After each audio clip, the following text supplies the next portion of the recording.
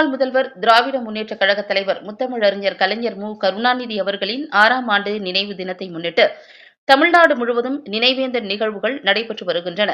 கோவை காந்திபுரம் பகுதியில் உள்ள அண்ணா சிலை முன்பு முத்தமிழறிஞர் கலைஞர் மு. கருணாநிதி அவர்களின் திருவுருவப் படத்திற்கு கோவை பொறுப்பு அமைச்சர் முத்துசாமி மாலை அணிவித்து மரியாதை செலுத்தினார். அதனைத் தொடர்ந்து கோவை பெரிய கடைவீதி பகுதி கழகம் 2 80வது வார்டுக்குட்பட்ட கெம்பட்டி காலனி மைதானத்தில் முத்தமிழறிஞர் கலைஞர் மு. கருணாநிதி அவர்களின் திருவுருவப் படத்திற்கு மாநகர் மாவட்ட துணை செயலாளர் கோட்டை அப்பாஸ், பொது சுகாதார குழு தலைவரும் வர்த்தகர் அணி அமைப்பாளருமான மாரி செல்வன் கவுன்சிலர் ஆகியோர் கலைஞரின் திருவுருவப் படத்திற்கு மாலை அணிவித்து மலர்தூவி மரியாதை செலுத்தினார்கள்.